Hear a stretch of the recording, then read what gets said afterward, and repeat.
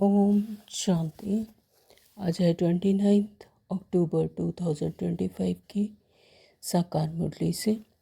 बाबा कहते हैं, मीठे बच्चे, हाँ जी बाबा, तुम्हें एक एक को परिस्थानी बनाना है। तुम हो सबका कल्याण करने वाले।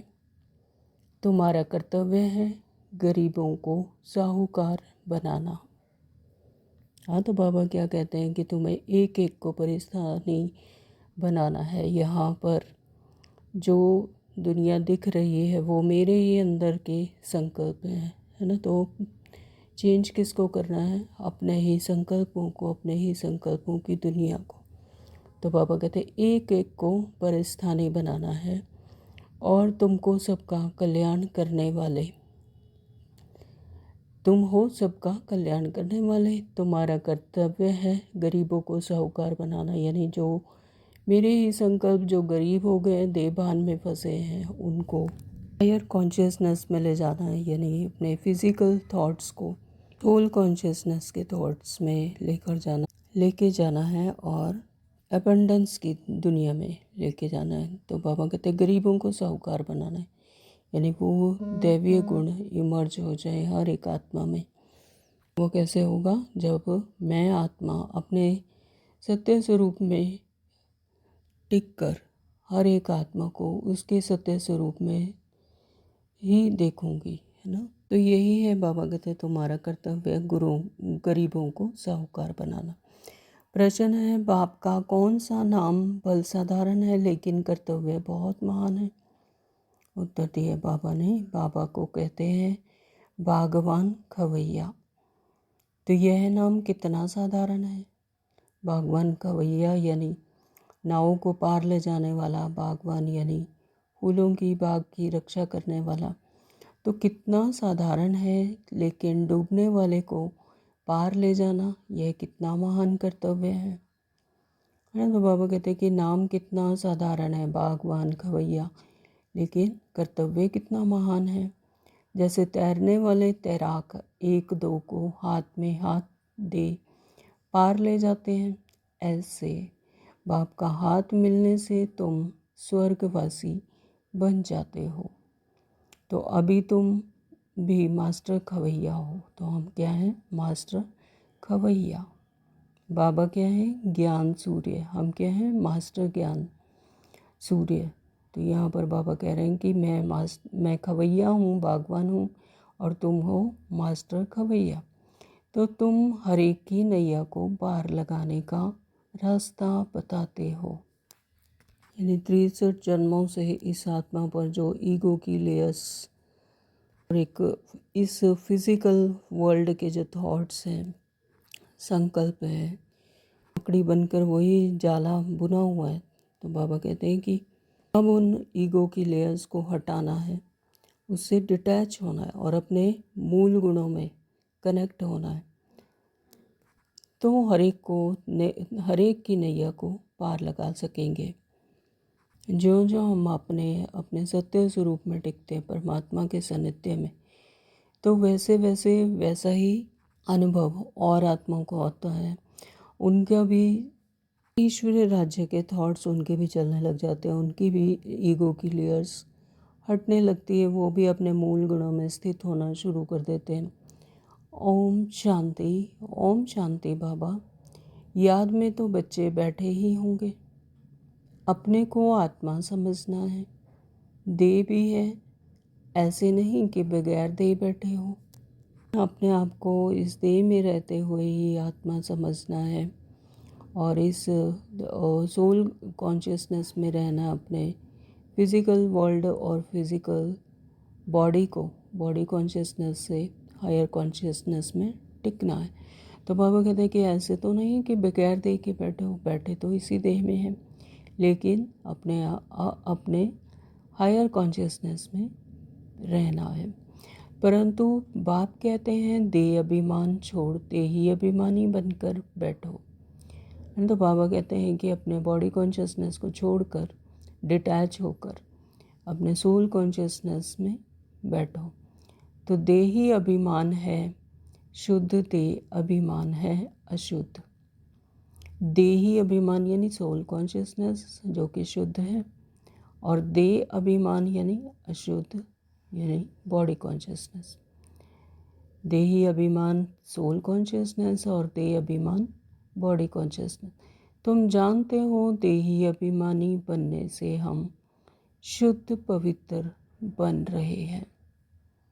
तो बाबा कहते हैं कि अभी सोल कॉन्शियसनेस बनने से सारे जो मूल गुण हैं वो इमर्ज हो जाते हैं, सुख, शांति, आनंद, ज्ञान, पवित्रता, शक्तियाँ। तो वो सातों ही गुण ऑटोमेटिकली इमर्ज हो जाते हैं, तो यानी शुद्ध पवित्र बन रहे हैं। देह अभिमानी बनने से अशुद्ध अपवित्र बन गए थे।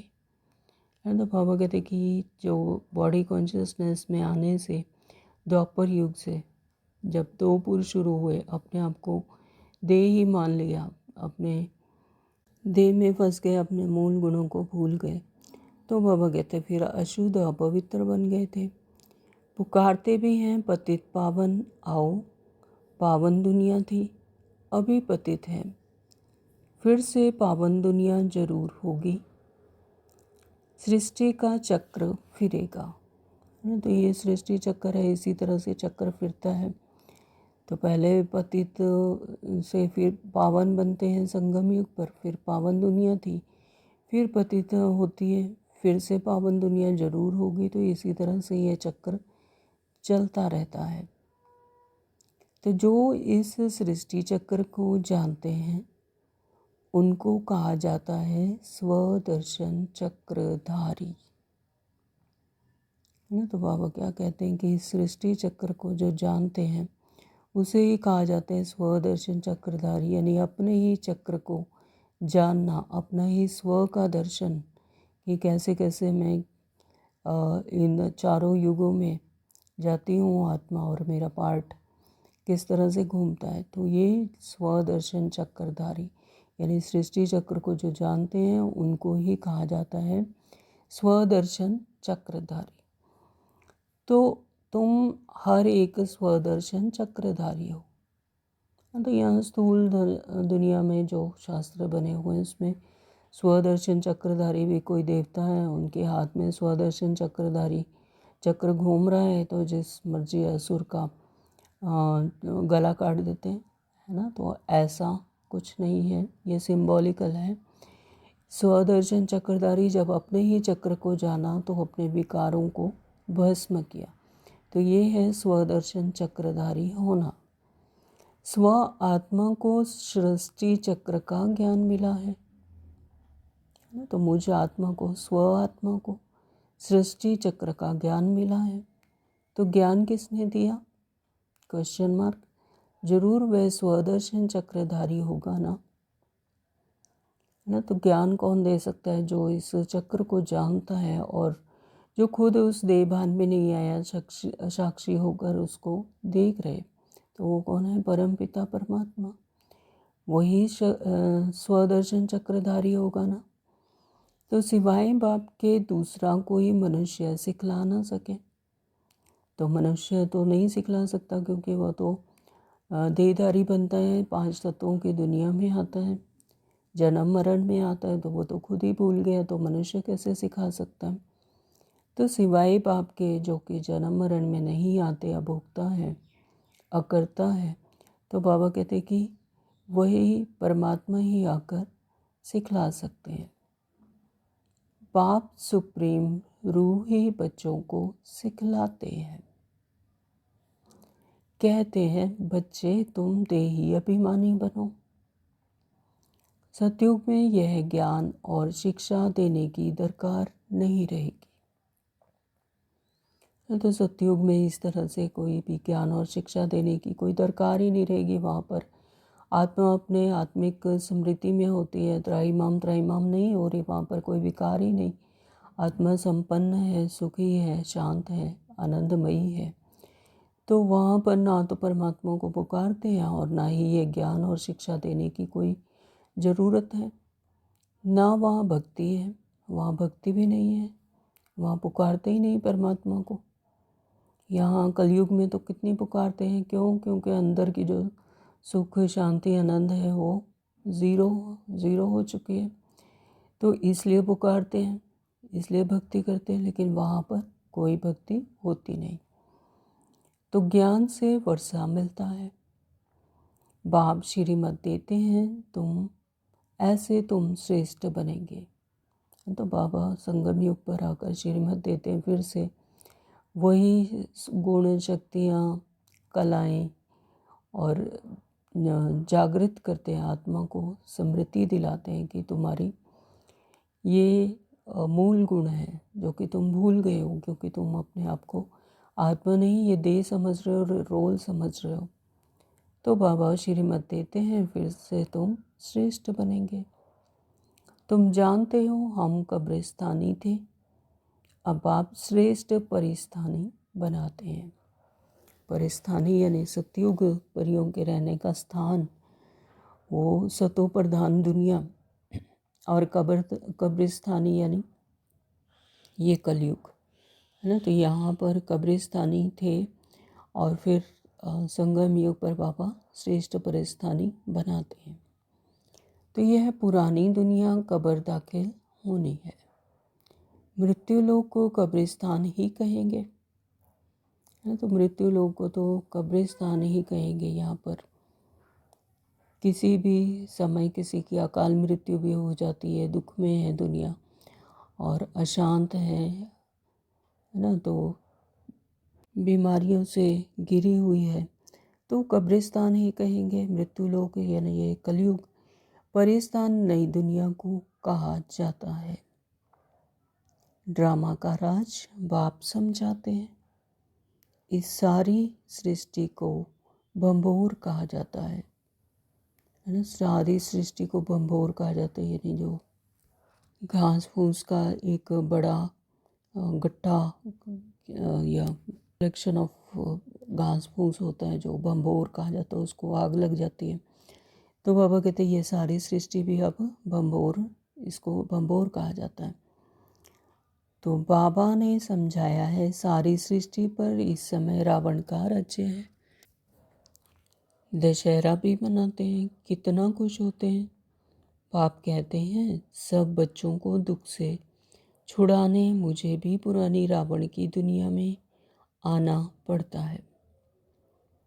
तो बाबा कहते हैं कि दशहरा मनाते हैं, कितना खुश होते हैं कि हमने रावण को मार दिया, रावण को जला दिया। लेकिन बाप कहते हैं सब बच्चों को दुख से छुड़ाने मुझे भी पुरानी दुनिया में, रावण की दुनिया में ही आना पड़ता है। तो एक्चुअली तो राम कौन है? परमपिता परमात्मा, जो कि हमें इस रावण युगी यानी कलयुग विकारों की दुनिया से छुड़ाते हैं।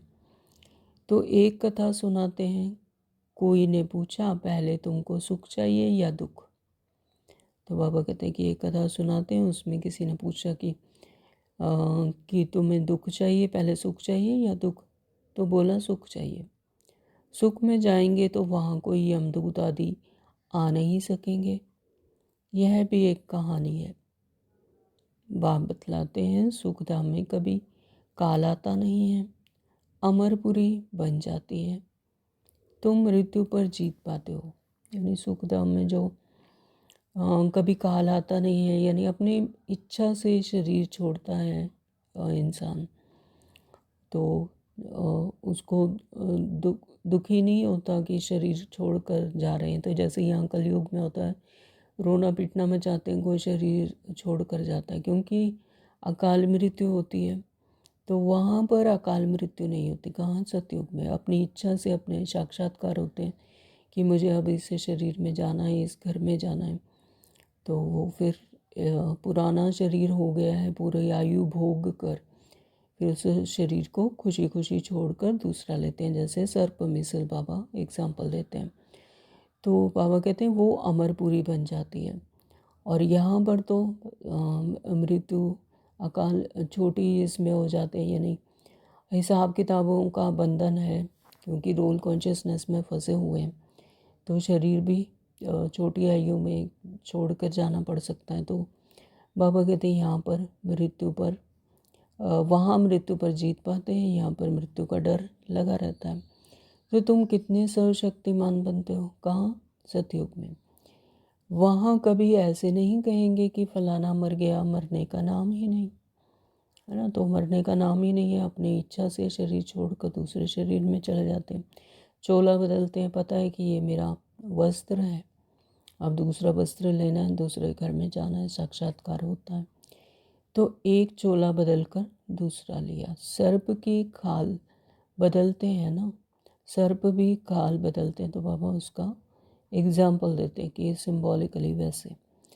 तो तुम भी पुरानी खाल छोड़ नई खाल अर्थात शरीर में आएंगे। है तो बाबा कहते कि तुम भी अभी पुरानी खाल छोड़कर फिर नए शरीर कंचन काया आत्मा की जैसी जैसी हायर कॉन्शियसनेस होगी, जिस स्टेज पर होगी, तो वहीं पर उन्हीं आत्माओं में जन्म लेंगे, उसी तरह की फ्रिक्वेंसी में, और उसी तरह का शरीर मिलेगा। तो वहाँ पांच तत्व भी सतो प्रधान बन जाते हैं। कहाँ? सतयुग में। तो जैसे आत्मा की स्मृति चेंज हुई, आत्मा की स्मृति बदली, तो ये पांच तत्व भी ऑटोमेटिकली चेंज हो जाते हैं और ये पूरी प्रकृति भी सतो प्रधान बन जाती है।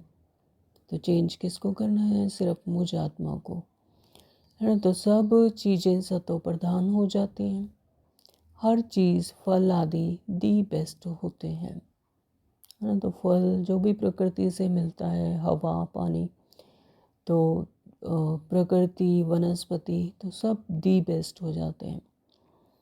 सतयुग को कहा ही जाता है स्वर्ग, वहाँ बहुत धनवान थे, इन जैसा सुखी विश्व का मालिक कोई हो ना सके। अभी तुम जानते हो हम ही यह थे, तो कितनी खुशी होनी चाहिए। एक एक को परिस्थानी बनाना है ना। एक एक को परिस्थानी बनाना है, यानी ये जो संकल्पों की दुनिया दिख रही है वो मेरे ही अंदर है। तो एक एक संकल्प को मैं मेरा ना लगाकर उसे परमात्मा को सौंप देना है, तो परिस्थानी बनते जाएंगे। तो बाबा कहते एक एक को परिस्थानी बनाना है, बहुतों का कल्याण करना है। तुम बहुत साहूकार बनते हो, वह सब है गरीब। जब तक तुम्हारे हाथ में हाथ ना मिले तब तक स्वर्गवासी बन ना सके। वह तो हैं गरीब, यानी अपने देहभान में, ना रोल कॉन्शियसनेस में। तो जब तक तुम्हारे हाथ में हाथ ना मिले तब तक स्वर्गवासी बन ना सके। तो बाप का हाथ तो सबको नहीं मिलता है, बाप का हाथ मिलता है तुमको। हाँ, तो बाबा आज अपने बच्चों को कह रहे हैं कि जो जिन्होंने परमात्मा को पहचान लिया, बाबा कहते कि तुम्हें ही हाथ मिलता है, तुम्हारा हाथ फिर मिलता है औरों को, औरों का फिर मिलेगा औरों को। जैसे कोई तैरने वाले होते हैं तो एक एक को उस पार ले जाते हैं, है ना। तो ये भी सृष्टि चक्र है। तो इसी तरह से पहले परमात्मा का हाथ मिलता है, फिर औरों को मिलता है, फिर औरों को मिलेगा औरों को। तो इसी तरह से तैरने वाले होते हैं, वो एक एक को जैसे पार लगा देते हैं। तो इसी तरह से संकल्पों की दुनिया को भी ऐसे ही एक दूसरे को पार लगा निकालना है। तो तुम भी मास्टर खवैया हो, है ना, अपने ही संकल्पों को पार लगाना। तो ये क्या है? मास्टर खवैया। अनेक खवैया बन रहे हैं, तुम्हारा धंधा ही है। हम हर एक की नैया पार लगाने का रास्ता बताएं। खवैया के बच्चे खवैया बने। नाम कितना हल्का है, बागवान खवैया। यहाँ स्थूल दुनिया में बागवान और खवैया एक तरह का कार्य है। बागवान जो बागवान की रखवाली करता है, बाग की रखवाली करता है, और खवैया जो नदी के पार ले जाता है।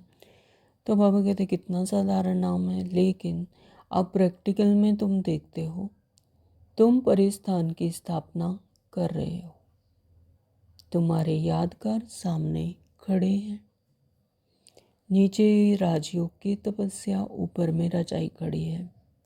तो दिलवाड़ा मंदिर में सारा कुछ यादगार सामने दिखाते हैं कि नीचे राजयोग की तपस्या हो रही है, अपने प्रकृति में स्थित हो आत्मा, तपस्या कर रही है, लेकिन ऊपर में राजाई खड़ी है।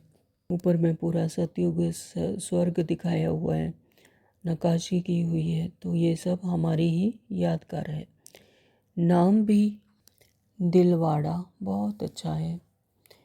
बाप सबकी दिल लेते हैं, सबकी सदगति करते हैं।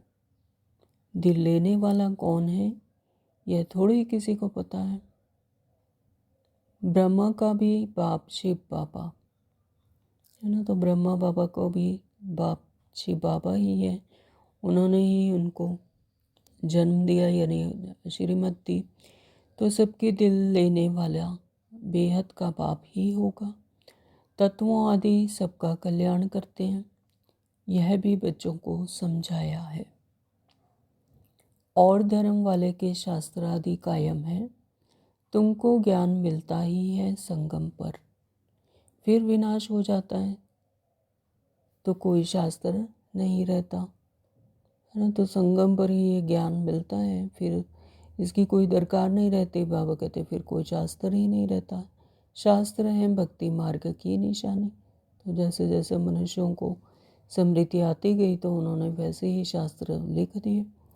तो यह है ज्ञान। लेकिन बाबा कहते हैं कि ये परमात्मा का स्वयं जो दे रहे हैं वो है ज्ञान। फर्क देखा ना, भक्ति अथाह है, देवियों आदि की पूजा में कितना खर्चा करते हैं है ना। इष्ट देवों की, देवियों की जो पूजा करते हैं, बाबा कहते हैं कितना खर्च करते हैं, इतना मंदिर बनाते हैं और उसमें कितने खर्च करते हैं। तो भक्ति अथाह है। बाप कहते हैं इनसे अल्पकाल का सुख है। उनसे भी अगर कोई श्रद्धा से करता है तो वो भी अल्पकाल का सुख मिल जाता है उनको।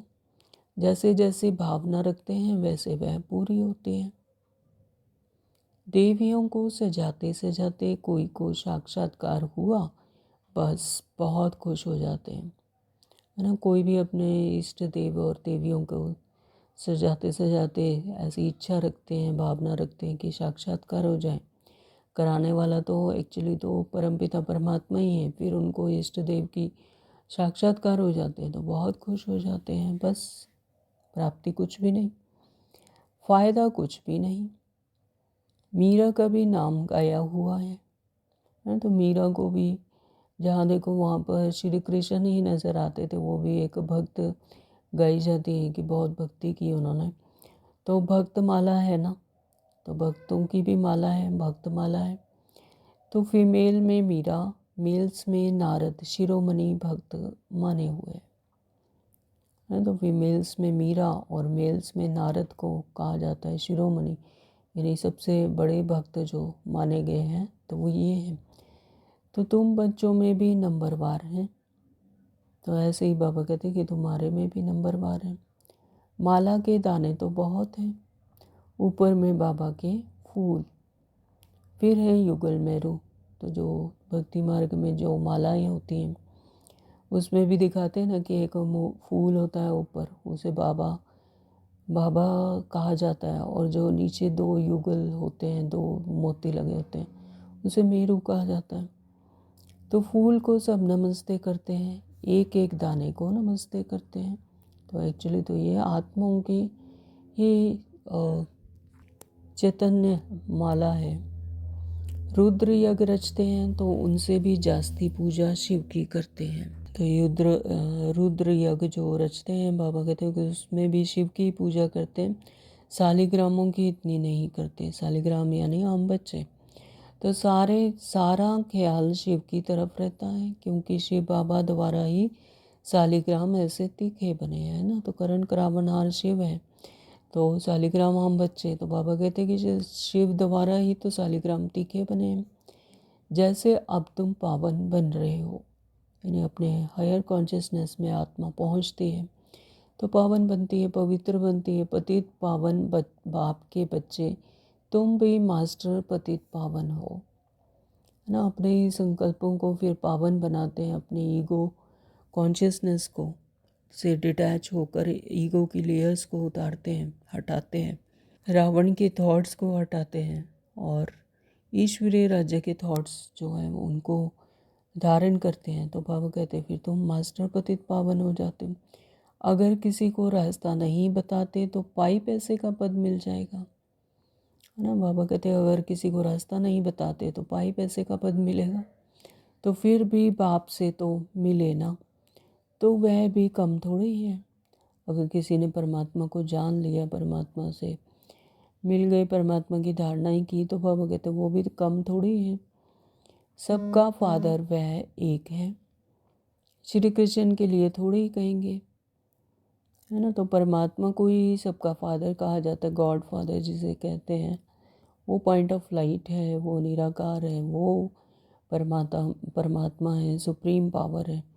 श्री कृष्ण को नहीं कहेंगे क्योंकि श्री कृष्ण जन्म मरण में आते हैं, देहधारी होते हैं, यहाँ पर इस स्थूल दुनिया में आते हैं, 5 तत्वों की दुनिया में शरीर धारण करके आते हैं, है ना। तो वो first Prince of the world हैं, परमात्मा की सर्वश्रेष्ठ रचना है, लेकिन उन्हें भगवान नहीं कहेंगे, उन्हें फादर नहीं कहेंगे। श्री कृष्ण किसी को किसका फादर बनेगा?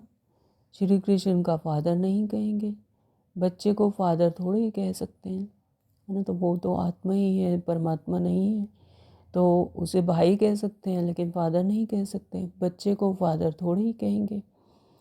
तो फादर तब कहा जाता है जब युगल बने, बच्चा पैदा हो, फिर वह बच्चा फादर कहेगा, है ना। तो जो उनके कुक वंशावली यानी जो बच्चा उनका पैदा होगा तो उनका फादर बनेगा वो। तो दूसरा कोई कह ना सके, दूसरा कोई नहीं कह सकते। जैसे कि परमात्मा को सब गॉड फादर कहते हैं, फादर कहते हैं, तो उनको नहीं कहेंगे, श्री कृष्ण को नहीं कहेंगे। बाकी तो कोई भी बुज़ुर्ग को बापूजी कह देते हैं, लेकिन स्थूल दुनिया में तो कोई बुज़ुर्ग है तो उनको बापूजी कह देते हैं, वो एक अलग बात है। तो यह शिव बाबा तो सबका बाप है ना। तो शिव बाबा ही हम आत्माओं का बाप है, पिता है, परमात्मा पिता है। तो गाते भी हैं ब्रदरहुड। ईश्वर को सर्वव्यापी कहने से फादरहुड हो जाता है ना। तो ईश्वर को अगर सर्वव्यापी कहेंगे तो फिर फादरहुड होगा, तो फादरहुड तो नहीं होता है, ब्रदरहुड होता है। हम सब आत्माएं होती हैं यहाँ पर, लेकिन ईश्वर सर्वव्यापी नहीं है। बाबा कहते हैं ईश्वर को सर्वव्यापी कहने से फिर फादरहुड हो जाता है, सारे ही पिता हैं। तो तुम बच्चों को बड़ी बड़ी सभाओं में समझाना पड़ेगा।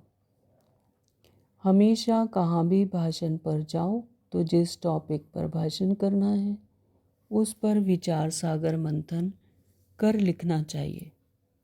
बाप को तो विचार सागर मंथन नहीं करना है, तो विचार सागर बाबा ने तो जो एसेंस बता दिया है ना, तो बाबा कहते हैं उस पर विचार सागर मंथन। यहाँ बॉडी कॉन्शियसनेस में होने से जिस भी आत्माओं को कैसे समझ आएगा, तो वो विचार सागर मंथन बाबा कहते हैं बाप को नहीं करना है, तुम्हें करना है। कल्प पहले भी सुनाया था, वह सुनाकर जाएंगे, है ना। तो बाबा कहते कल्प पहले भी ऐसा ही हुआ था, फिर सुनाकर फिर जाएंगे। तो तुमको तो टॉपिक पर समझाना है, पहले लिखकर फिर पढ़ना चाहिए, भाषण करने के बाद फिर स्मृति में आता है। तो बाबा कहते हैं कि अगर कोई भाषण आदि करते हैं तो पहले लिखकर फिर पढ़ना चाहिए, फिर भाषण करने के बाद फिर स्मृति में आता है। यह पॉइंट्स नहीं बताई तो बाबा युक्तियाँ बताते हैं कि पहले ही लिख कर ले जाओ। तो यह समझाते थे तो अच्छा था, है ना। यानी बाद में समझ आती कि ये पॉइंट्स नहीं बताए, ये रह गए, तो फिर समझते हैं कि ये बताते तो ये समझाते तो अच्छा था। ऐसा होता है, कोई ना कोई पॉइंट्स भूल जाती है, तो पहले पहले तो बोलना चाहिए। भाई बहनों, आत्म अभिमानी होकर बैठो। ये रूहानी ज्ञान है, ये आत्मा का ज्ञान है। तो जब जितना जितना आत्मिक स्मृति में रहेंगे तब ये ज्ञान अंदर में बैठता, बुद्धि में बैठता है। तो यानी बाबा कहते हैं कि फिर भाई बहनों को कहना चाहिए कि आत्म अभिमानी होकर बैठो, आत्म स्मृति में बैठो, आत्मिक स्मृति में रहो। तो यह तो कभी भूलना नहीं चाहिए। ऐसे कोई समाचार लिखते नहीं हैं, पहले पहले सबको कहना है आत्म अभिमानी हो बैठो। तुम आत्मा अविनाशी हो। अभी बाप आकर ज्ञान दे रहे हैं। बाप कहते हैं मुझे याद करने से विकर्म विनाश होंगे। 1 मिनट के साइलेंस में सभी एकाग्र होकर आत्मिक स्मृति में परमात्मा को याद करेंगे।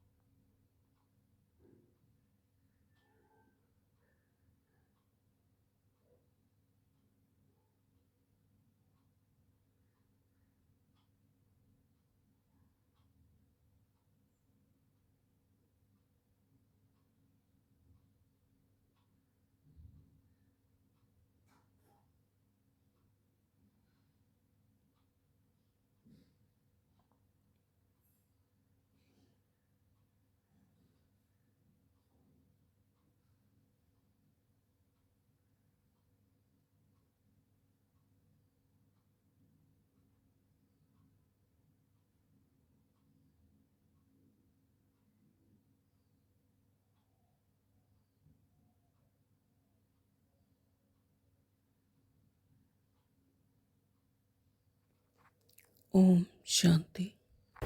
बाबा कहते कोई भी देहधारी को मत याद करो, अपने को आत्मा समझो। हम वहाँ के रहने वाले हैं। हमारा बाबा कल्याणकारी शिव है। हम आत्माएं उनके बच्चे हैं। तो बाबा कहते हैं आत्म अभिमानी बनो, यानी आत्मिक स्मृति में रहो। मैं आत्मा हूँ। बाप की याद में विकर्म विनाश होंगे ना। जब ये याद ऐसा याद रखते हैं, ऐसी स्मृति जगाते हैं कि मैं आत्मा हूँ और आत्मिक स्मृति में रहते हैं, तो फिर आत्मिक स्मृति में रहकर परमात्मा को याद करने से ही विकर्म विनाश होंगे। यानी जो देहभान में आकर के हमने मैं मेरा लगा दिया उन क्रियाकलापों को, है ना, तो उनसे डिटैच होंगे तो विकर्म विनाश होंगे। गंगा स्नान आदि से विकर्म विनाश नहीं होंगे, है ना। तो गंगा स्नान आदि यहाँ पर स्थूल दुनिया में कहते हैं कि गंगा में स्नान कर लो तो हमारे विकर्म विनाश होंगे। तो ऐसा नहीं होता। उससे शरीर की स्वच्छता तो हो सकती है, लेकिन आत्मा को सद्गति ज्ञान से ही मिलती है। विकर्म विनाश भी ज्ञान के आधार पर जब हम आत्मा समझते हैं अपने आप को, तब भस्म होते हैं। बाप का डायरेक्शन है तुम मुझे याद करो, तो वो लोग गीता पढ़ते हैं, यदा यदा ही धर्मस्य कहते हैं, परंतु अर्थ कुछ नहीं समझते।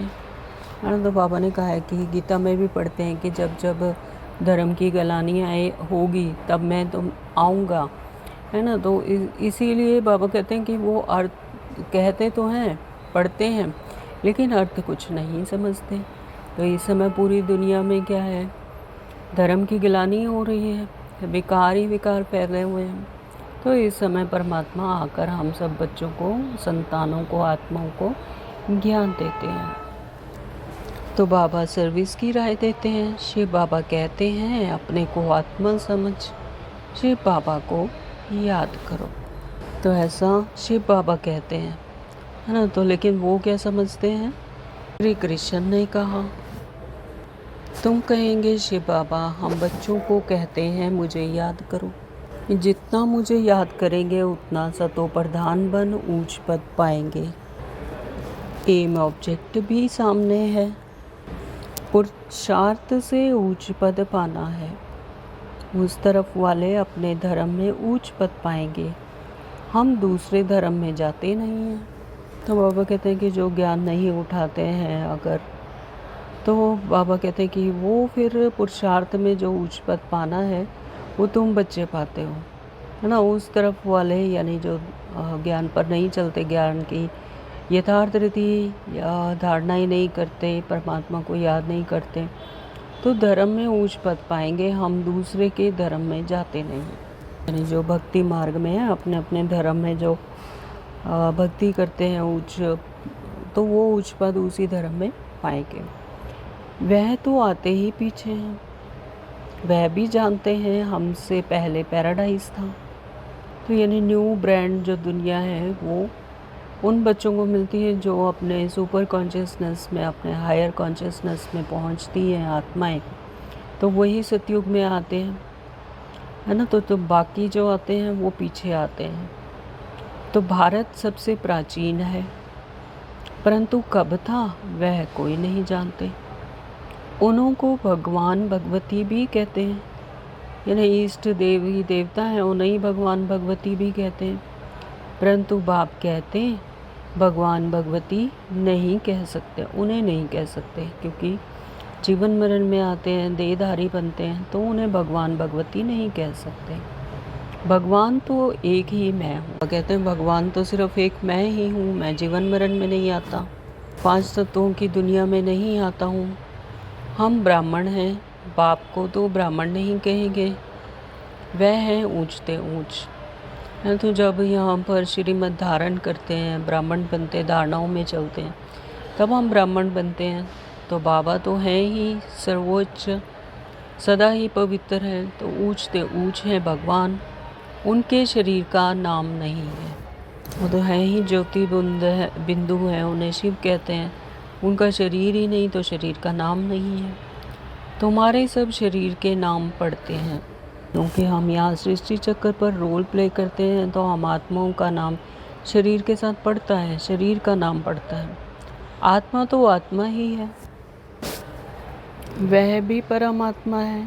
उस आत्मा का नाम शिव है, वह है निराकार। तो परमात्मा का भी आत्मा तो है, लेकिन वो परम है, जन्म मरण में नहीं आते, इसलिए सुप्रीम है, वह है निराकार। न सूक्ष्म न स्थूल शरीर है, तो उनका तो न सूक्ष्म शरीर है न स्थूल है। ऐसे नहीं कि उनका आकार नहीं है, जिसका नाम है आकार भी जरूर है। नाम रूप बगैर कोई चीज़ है नहीं। परमात्मा बाप को नाम रूप से न्यारा कहना कितना बड़ा अज्ञान है। बाप भी नाम रूप से न्यारा, बच्चे भी नाम रूप से न्यारे, फिर तो कोई सृष्टि ही ना हो। और तुम अब अच्छी रीति समझा सकते हो, गुरु लोग पिछाड़ी में समझेंगे, अभी उन्हों की बादशाही है। तो सारी दुनिया अभी इस समय पर गुरु को मानती हैं, जो स्थूल दुनिया में गुरु बनाते हैं, संत महात्मा होते हैं। तो बाबा कहते गुरु लोग पिछाड़ी में समझेंगे, अभी उन्हों की बादशाही है। यानी स्थूल दुनिया में उन्हों के ही फॉलोअर्स हैं। तुम अभी डबल अहिंसक बनते हो, अहिंसा परमो देवी देवता धर्म। डबल अहिंसक गाया हुआ है, किसको हाथ लगाना, दुख देना, वह भी हिंसा हो गई ना। बाप रोज़ रोज़ समझाते हैं, मनसा वाचा कर्मणा, किसी को दुख नहीं देना है। मनसा में आएगा जरूर, सतयुग में मनसा में भी नहीं आता, यहाँ तो मनसा वाचा कर्मणा आता है। तो सतयुग में तो मनसा भी सभी की एक ही तरह की होगी, एक ही तरह के संकल्प चलेंगे। तो ऐसा तो मनसा में भी किसी को दुख नहीं देते, ऐसा किसी को आता ही नहीं। सभी सुप्रीम है, अपने हायर कॉन्शियसनेस में है सभी आत्माएं, एक ही तरह के संकल्प होते हैं सभी के, है ना। तो यहाँ तो मनसा वाचा कर्मणा आता है, यानी किसी को दुख देने की कोई बात है या कुछ भी है तो मनसा में आता है, वाचा में आता है, फिर कर्मणा में आता है। तो यह अक्षर तुम वहाँ सुनेंगे भी नहीं, है ना। तो वहाँ ऐसा मनसा में भी नहीं आता, तो ऐसे अक्षर सुनते भी नहीं ना। वहाँ कोई सत्संग आदि होते हैं, सत्संग होता ही दोबारा सत्य बनने के लिए, है ना। तो सच्चा सत्संग यही है। परमात्मा जब हमें आकर सत्य बनाते हैं, अपने सत्य स्वरूप में टिकाते हैं, तो यही है सत्संग। तो वहाँ कोई सत्संग होता ही नहीं, वहाँ दरकार ही नहीं। वहाँ पर आत्माएं सभी अपनी सुपर कॉन्शियसनेस में है, तो वहाँ पर ज़रूरत ही नहीं किसी सत्संग की, सत्य ज्ञान की। तो सत्य एक ही बाप है। बाप बैठ नर से नारायण बनने की कथा सुनाते हैं, जिससे तुम नारायण बन जाते हो। फिर भक्ति मार्ग में सत्यनारायण की कथा बड़े प्यार से सुनते हैं। सुन रहे हैं जी, नारायण की, सत्यनारायण की कथा। तो ये कौन सुनाते हैं? परमपिता परमात्मा सुनाते हैं। तुम्हारा यादगार तिलवाड़ा मंदिर देखो कितना अच्छा है, देखो कैसा अच्छा है। तो बाबा ने आज दिलवाड़ा मंदिर को 2 बार याद किया। जरूर संगम युग पर दिल ली होगी ना। आदिदेव और देवी बच्चे बैठे हैं वहाँ पर गुफा में। दिखाते हैं कि परिवार के सहित आत्माएं शरीर में बैठी हुई परमात्मा को याद कर रही हैं अपने बच्चों सहित। तो यह है रियल यादगार। तो ये क्या है, हमारी यादगार का मंदिर बना हुआ है। तो उनकी हिस्ट्री ज्योग्राफी कोई नहीं जानते सिवाय तुम्हारे। बाबा कहते हैं तुम्हारा ही यादगार है, यह भी वंडर है ना। लक्ष्मी नारायण के मंदिर में जाएंगे तो तुम कहेंगे यह हम बन रहे हैं, है ना। तो जब अब समझ मिल गई, श्रीमत मिल गई, तो अब हम समझ गए कि यह हम बन रहे हैं। लक्ष्मी नारायण यानी वो उच्चतम स्टेज ऑफ द सोल, है ना। तो वो हम अब बन रहे हैं। क्राइस्ट भी यहाँ है। बहुत कहते हैं क्राइस्ट बेगर रूप में है, तमो प्रधान अर्थात बेगर बना हुआ है। बेगर हुआ ना, है ना। तो अभी सभी आत्माएं जो भी इस सृष्टि चक्कर पर हैं सभी क्या है, तमो प्रधान है, यानी तो बेगर ही हुए। अपनी ही सुख शांति के लिए, आनंद के लिए मंदिरों में जा रहे हैं। पुनर्जन्म तो जरूर लेंगे ना। तो श्री कृष्ण प्रिंस सो अब बेगर है। अपने फर्स्ट जन्म में प्रिंस यानी सतो प्रधानता में प्रिंस थे, और अब बेगर यानी लास्ट के जन्म में बेगर। अपने सत्य स्वरूप को ही भूल गए, देहभान में आ गए। तो गोरा और सांवरा, जब आत्मिक स्मृति में है तो गोरा, और जब देहभान में है तो सांवरा। तो तुम भी जानते हो भारत क्या था, अब क्या है। बाप तो है ही गरीब निवाज। मनुष्य दान पुण्य भी गरीबों को करते हैं। ईश्वर अर्थ यहाँ पर स्थूल दुनिया में भी ये दान पुण्य जो करते हैं ईश्वर अर्थ करते हैं। मंदिरों के बाहर जो बैठे होते हैं, है ना, तो उनको दान पुण्य करते हैं। परंतु बहुतों को अनाज नहीं मिलता है। आगे चल तुम देखेंगे बड़े बड़े साहूकारों को भी अनाज नहीं मिलेगा। यानी अनाज की कमी इतनी हो जाएगी कि जो बड़े बड़े साहूकार हैं उनके पास पैसा तो होगा लेकिन अनाज नहीं मिलेगा। तो गांव-गांव में भी साहूकार रहते हैं ना, जिनको फिर डाकू लोग लूट जाते हैं। मर्तबे में फ़र्क तो रहता है ना। बाप कहते हैं पुरुषार्थ ऐसा करो जो नंबर 1 में जाओ। टीचर का काम है सावधान करना, पास विद ऑनर होना है। यह बेहद की पाठशाला है। यह है ही राजाई स्थापन करने के लिए राजयोग। फिर भी पुरानी दुनिया का तो विनाश होना है, नहीं तो राजाई कहाँ करेंगे। इतनी सतो प्रधान बन जाएगी, अपने सुपर कॉन्शियसनेस में आ जाएगी, हायर स्टेज पर पहुंच जाएगी, तो फिर उसे दुनिया भी तो वैसी चाहिए, वैसे ही शरीर चाहिए, सतो प्रधान दुनिया चाहिए। तो बाबा कहते पुरानी दुनिया का तो विनाश होना है, नहीं तो रजाई कहाँ करेंगे। यह तो है ही पतित धरनी। तो यहाँ विकारी हैं, यहाँ पर पतित हैं, आत्माएं पतित हैं, प्रकृति पतित है, तत्व पतित है ना। तो ये क्या है, पतित धरनी है, यानी कलयुग है। तो मनुष्य कहते हैं गंगा पतित पावनी है। बाप कहते हैं इस समय 5 तत्व सब तमो प्रधान पतित हैं। सारा गंध किचड़ा आदि वहाँ जाए पड़ता है। मछलियाँ आदि भी उसमें रहती हैं। पानी की भी एक जैसी दुनिया है। पानी में जीव कितने रहते हैं, बड़े बड़े सागर से भी कितना भोजन मिलता है। तो गांव हो गया ना, गांव को फिर पतित पावन कैसे कहेंगे। तो बाबा कहते हैं कि सागरों में जाकर नहाते हैं, वो कहते हैं कि ये पतित पावनी है। तो उसमें भी कितने जीव जंतु रहते हैं और उनका कितना भोजन मिलता है। तो वो भी जैसे एक गांव हो गया जीवों का। तो फिर उसे पतित पावन कैसे कह सकते हैं। बाप समझाते हैं मीठे मीठे बच्चे, पतित पावन एक बाप है। तुम्हारी आत्मा और शरीर पतित हो गया है, अब मुझे याद करो तो वो पावन बन जाएंगे। तुम विश्व के मालिक खूबसूरत बन जाते हो। वहाँ दूसरा कोई खंड होता नहीं। भारत का ही ऑलराउंड पार्ट है।